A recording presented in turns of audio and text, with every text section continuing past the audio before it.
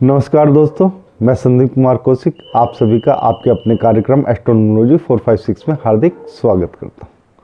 दोस्तों, आज का जो कार्यक्रम है वो है पूजा के वक्त हमारे मन में गंदे विचारों का आना, या जब हम पूजा कर रहे हैं उस समय जो गंदे विचार हैं हमारे मन में कौंधने लगते हैं, यानी कि आने लगते हैं।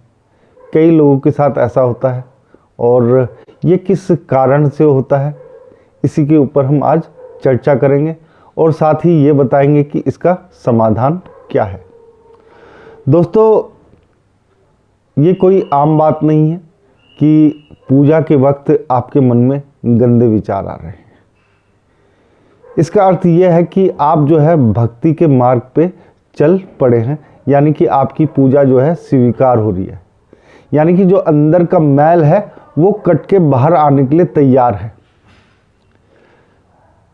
जब इन चीज़ों से आप लोग हट जाओगे तो आपका जो मन है पूजा में अपने आप लगने लगेगा, यानी गंदे विचारों की एक तरीके से सफाई है।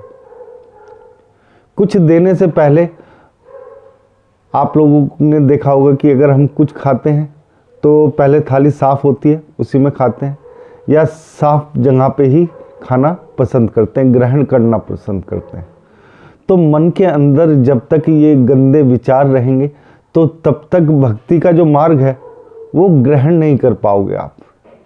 इसलिए भगवान की ओर से कह दीजिए या ब्रह्मा की ओर से कह दीजिए, जब तक मन जो है आपका सात्विक या पवित्र नहीं होगा तो आपको ज्ञान की या शक्ति की या भक्ति की किसी भी चीज़ की जो है प्राप्ति वो मुश्किल हो जाएगी। दोस्तों, सबसे बड़ी जो चीज़ है आदमी की इच्छाएं पूरी ना होना किसी भी क्षेत्र में, तो वो इच्छाएं बाहर निकलने की कोशिश करती हैं पूजा के समय। इसके 3 कारण हैं दोस्तों। एक तो मैं बता ही चुका हूं, दूसरा कारण है गुरु से सही ज्ञान ना मिलना। कई लोग जब ये विचार आते हैं तो पूजा छोड़ देते हैं, पूजा करनी ही बंद कर देते हैं कि हमारे मन में गंदे विचार आ रहे हैं और हम पूजा ना करें। दोस्तों, ऐसे में आप लोगों को चाहिए कि आप लोग अपनी पूजा जो है या आपका जो जप या तप है, कुछ भी है, उसे बीच में ना छोड़ें, उसे पूरा करें। देखो, ये विचार जो है कुछ समय तक ही आएंगे। गुरु ही बता सकता है इस बात को कि ये विचार जो है थोड़े समय के लिए ही आते हैं, यानी कि आप जब भगवान की तरफ चलने लगते हैं तो कुछ ना कुछ जो मन के अंदर मैल है वो साफ होगा, तभी आगे बढ़ पाएंगे। उस ईश्वर में आपका अंश, यानी कि आपके अंदर उस ईश्वर का अंश जो है तभी पहुंच पाएगा। एक तो सात्विक भोजन करें दोस्तों। जब भी आप लोग अगर भक्ति के मार्ग पे हैं तो आप लोगों को तामसिक या राजसिक भोजन छोड़ के सात्विक भोजन अपनाना चाहिए।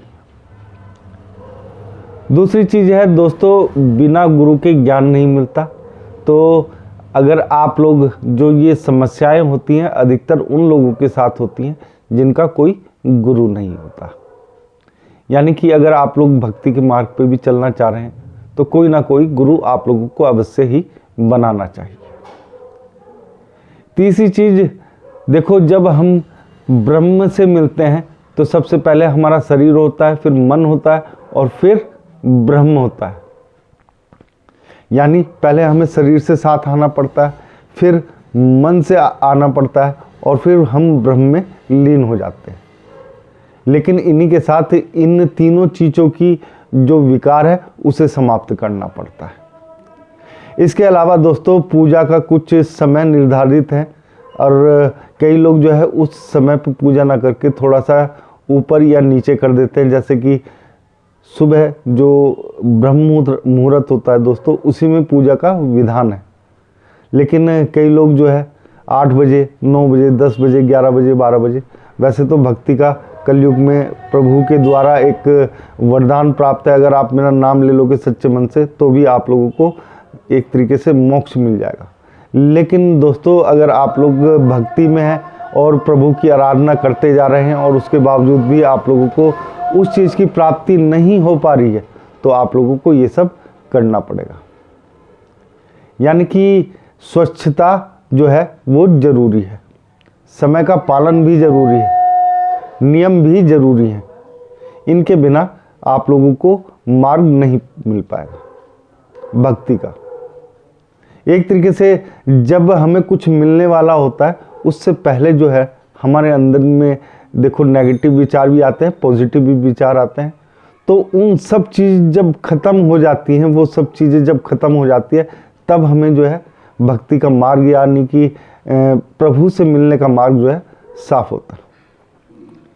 दोस्तों, आप लोगों को ज्ञान होने के बावजूद भी अगर इस तरीके के विचार आ रहे हैं तो एक हनुमान जी की चौपाई है, उसे आप लोग 11 बार जरूर पढ़ लीजिए।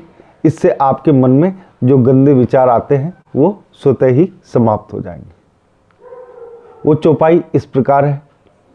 बुद्धिहीन तनु जान के सुमिरो पवन कुमार, बल बुद्धि विद्या देहु मोहि हरो कलेश विकार। तो इस मंत्र का 11 बार जाप करने से, चौपाई का जाप करने से यानी कि 11 बार आप लोगों का जो मन भटक रहा है कहीं पर भी वो लगना चालू हो जाएगा और आपके साथ जो गंदे विचार उत्पन्न हो रहे हैं आपके मन के द्वारा या आपकी बुद्धि के द्वारा, तो वो सब जो है वो शांत पड़ने लग जाएंगे। एक समय बाद आपके मन में इस प्रकार के विचार नहीं आ पाएंगे दोस्तों। तो दोस्तों, ये सरल सा उपाय था जिसे आप लोग करके अपनी भक्ति का मार्ग जो है वो साफ कर सकते हैं। दोस्तों, आज के कार्यक्रम में बस इतना ही। अगर आप लोगों को हमारा ये कार्यक्रम पसंद आया तो कमेंट बॉक्स में जय श्री राम जरूर लिखें और आप सभी मित्रों को भी हमारा जय श्री राम।